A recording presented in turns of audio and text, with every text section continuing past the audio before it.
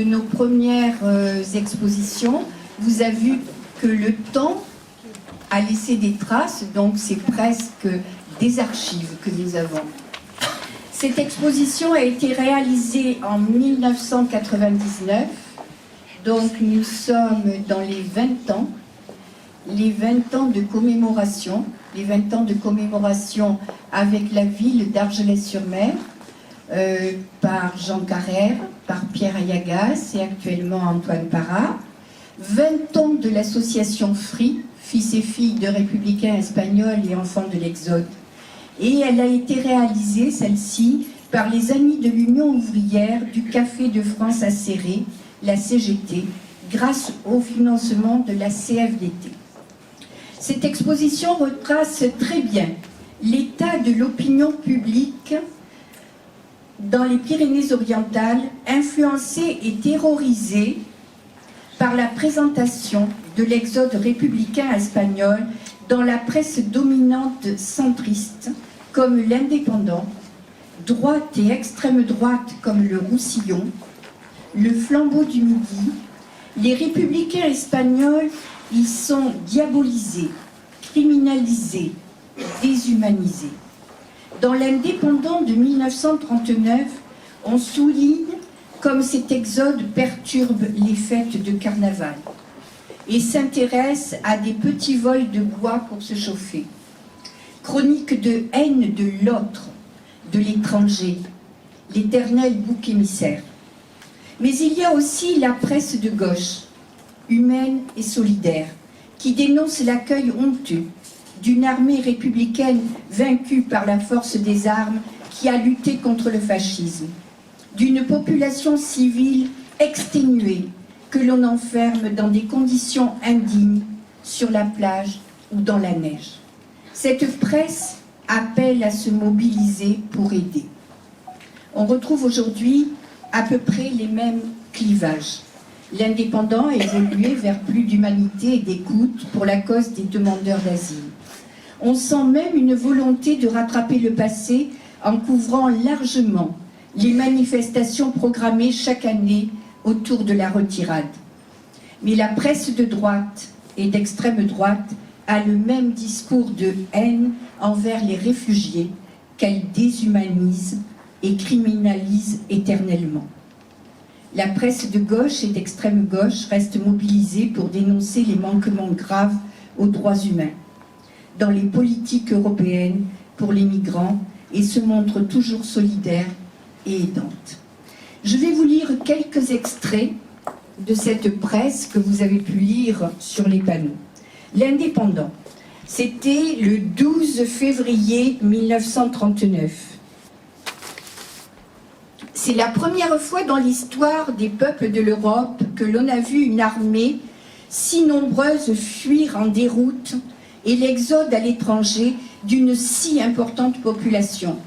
Regardant passer cette troupe, ou plutôt ce troupeau, un officier français disait l'autre jour à la frontière « Bon Dieu, nous avions une autre gueule lorsque nous reculions à la Marne. Si l'armée française avait été à ce niveau, les Allemands seraient arrivés au Pertus. »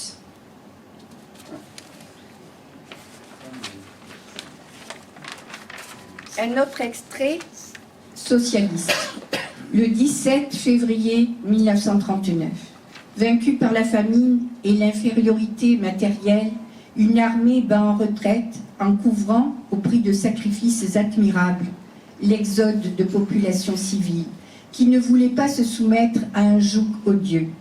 Un grand mouvement de solidarité généreuse parcourt notre pays, mais les autorités administratives, les mêmes qui, une semaine auparavant, prétendaient que tout était prêt, s'opposent brutalement à cette collaboration bénévole, séparent les femmes des enfants, envoient les premières dans un département, les secondes dans un autre, et créent une nouvelle espèce d'orphelins parmi ceux que les bombardements fascistes avaient par hasard épargnés. Un autre, le Roussillon, le 24 mars 1939. Certes, il y a parmi eux des braves gens. Mais nous ne pouvons pas oublier, il y a aussi et surtout la pègre.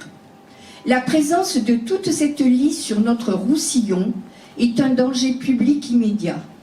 La solution, elle est simple. Il faut au plus vite renvoyer en Espagne tous les réfugiés.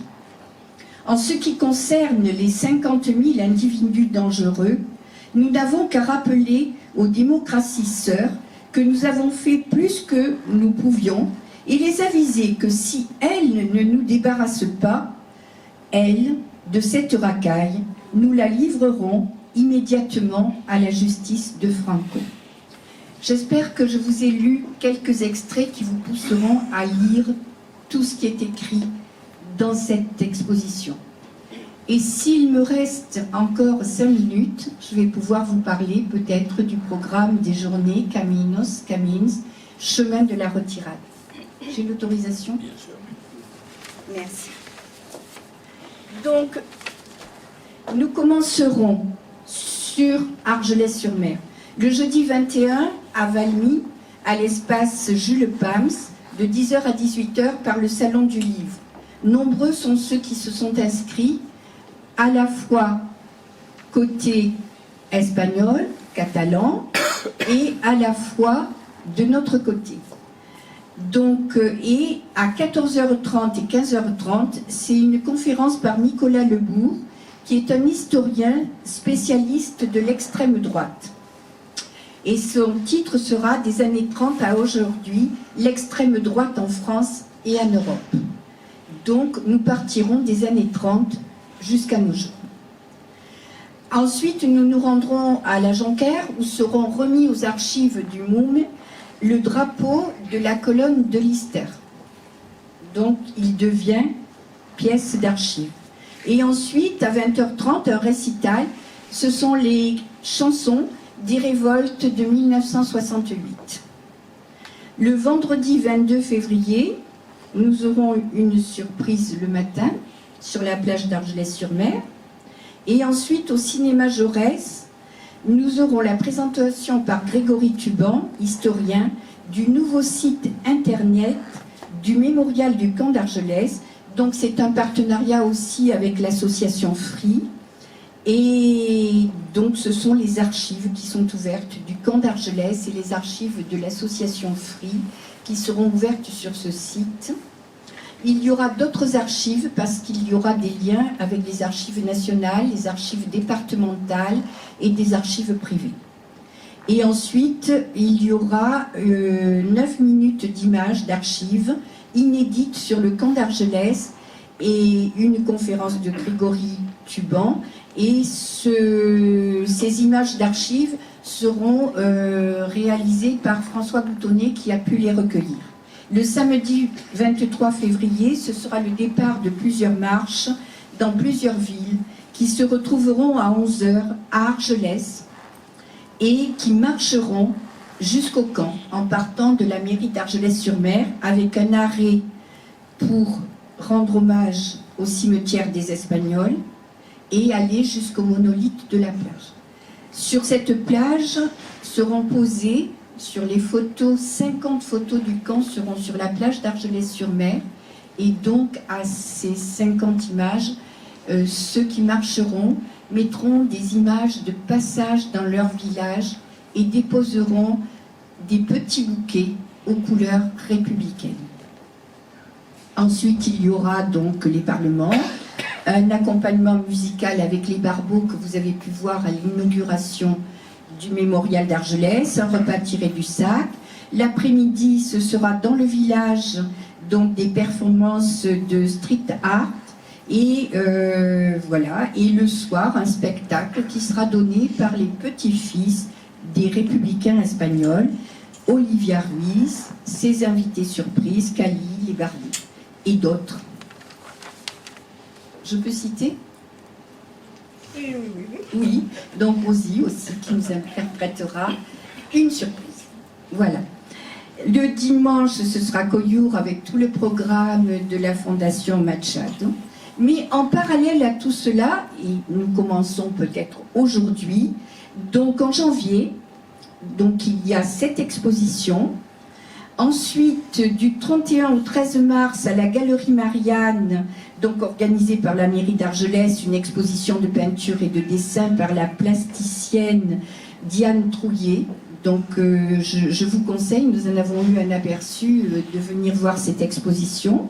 À la médiathèque, nous reviendrons donc avec l'exposition de Une femme de cœur et de combat, Thérèse Rebouille, avec les éditions Balzac.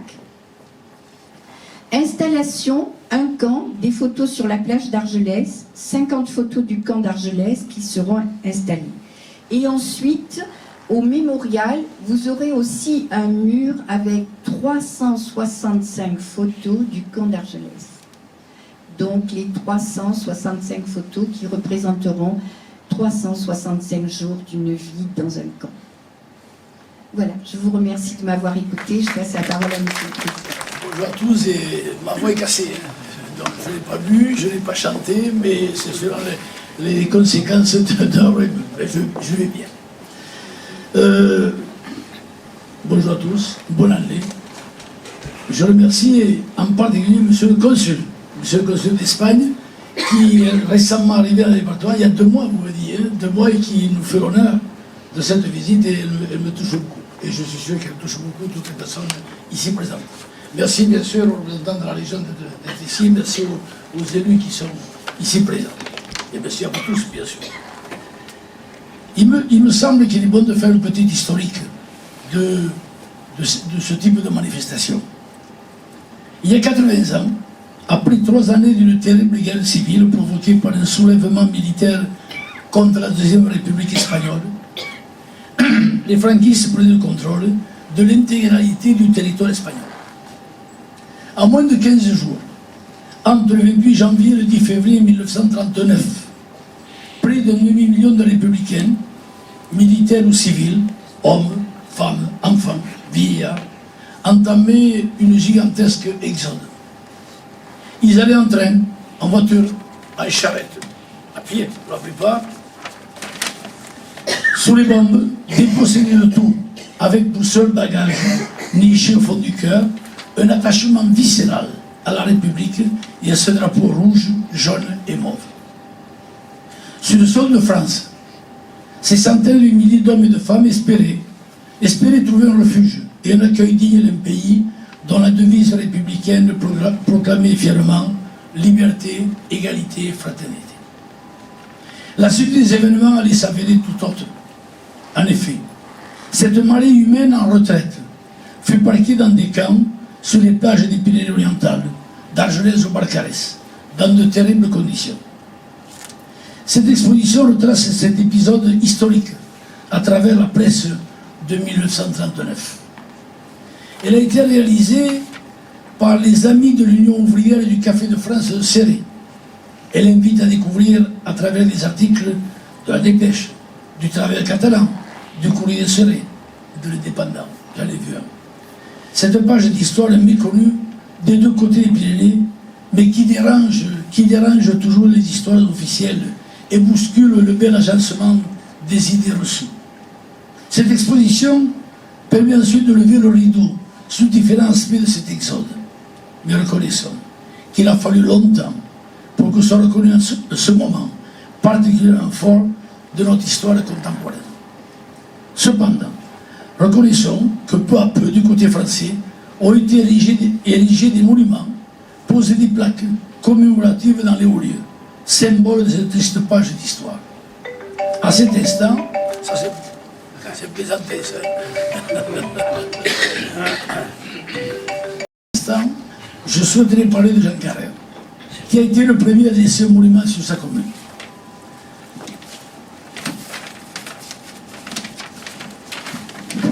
Monument, en l'occurrence, le monolithe du camp, que vous connaissez tous, qui rappelle, que vous faut aller voir, monsieur le consul, qui rappelle l'entraîneur du camp d'Argelès-sur-Mer. Cette histoire douloureuse, Jean Carrère a souhaité que les Argelésiens s'en souviennent.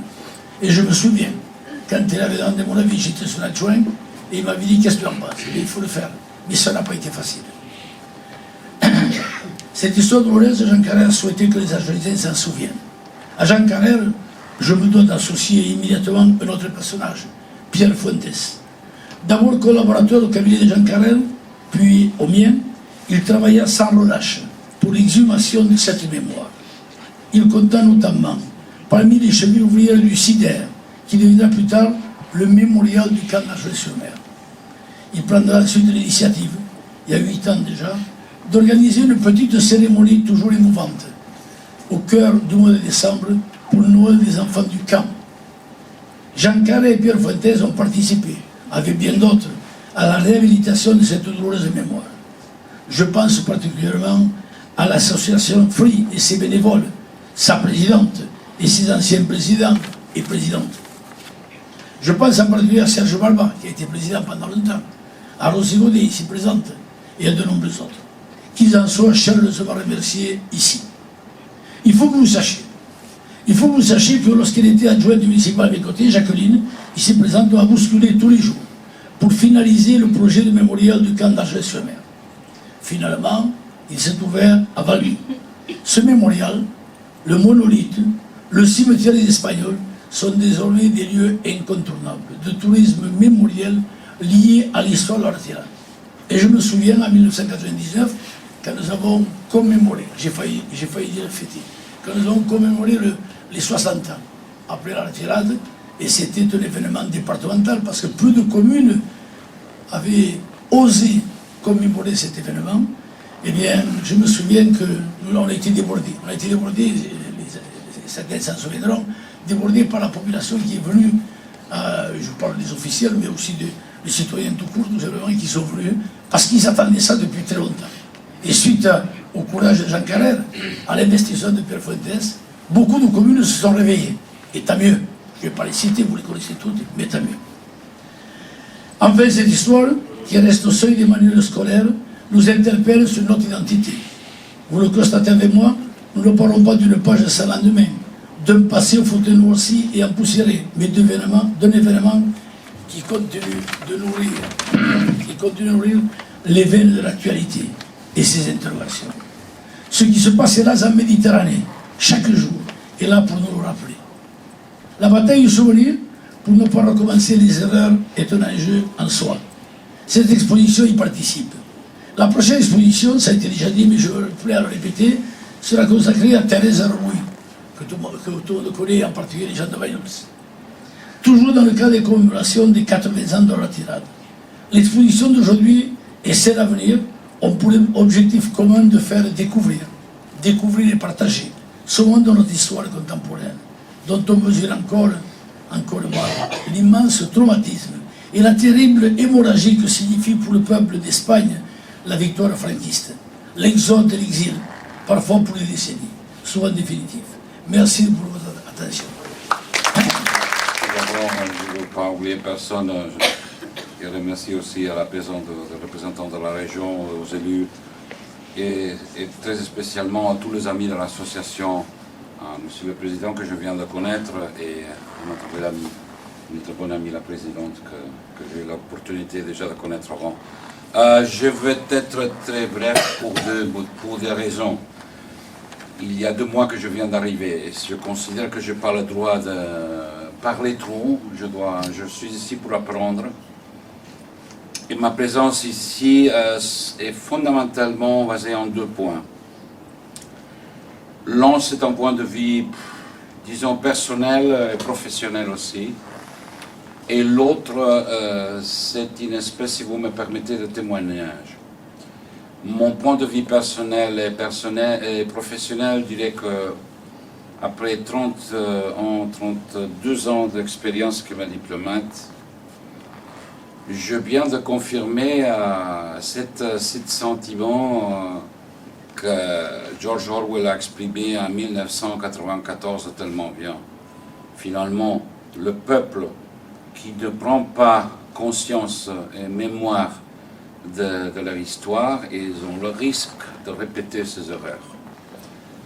Et ce livre que quelques-uns pensent encore que c'est un livre de science-fiction, je dis toujours que c'est une espèce de livre d'horreur d'historique, parce qu'en de grands mensonges et en de grands doutes, et qu'on a appris finalement que l'histoire, c'est peut-être un instrument pervers qu'on peut utiliser et réutiliser et réinterpréter à la convenance de ceux qui nous dirigent quelquefois.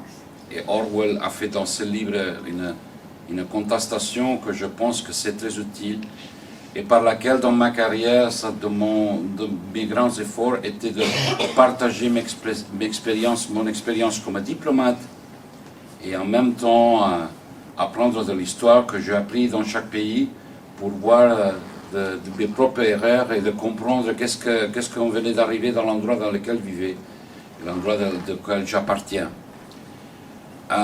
Je peux vous dire très simplement que je mets mon expérience à votre disposition.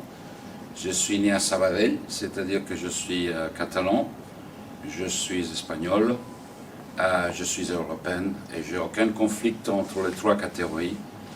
La mémoire de ma famille, pas directement, est liée dans cette association. Il n'y a rien, disons, de ma famille qui le fasse connecter avec le témoignage d'Argelès.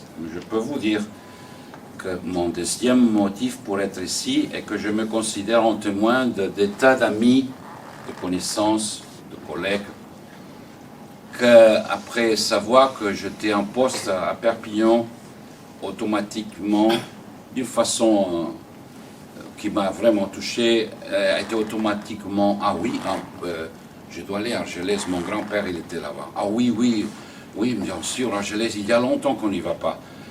Oui, ma tante, oui, mon cousin, non, j'ai un cousin qu'il était aussi.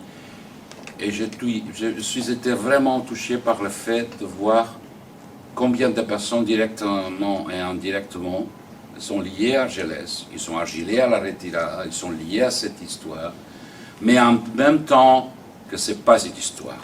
C'est quelque chose que pour le fait de dire que je suis ici, réveille un sentiment et le désir et le souhait de répéter l'expérience et de faire encore une fois un témoignage de cette histoire. C'est-à-dire, ce n'est pas nous qui sommes ici que nous nous rappelons de ça qu'il est arrivé, mais c'est des tas de choses, des tas de personnes que même peut-être que quelquefois nous ne sommes pas conscients. C'est pour ça que comme un témoignage des autres et comme expérience personnelle de toujours être très critique avec ça qu'on dit et ça qu'on écrit sur l'histoire, avec ces deux critères, je me mets à votre disposition et j'espère que dans les prochains jours, comme la présidente l'a dit, on aura probablement, en espérant, une visite ou quelques visites de haut niveau à cause de ces moments importants dans l'histoire de la retirada et qu'on pourra les partager tous ensemble. Merci beaucoup à tous.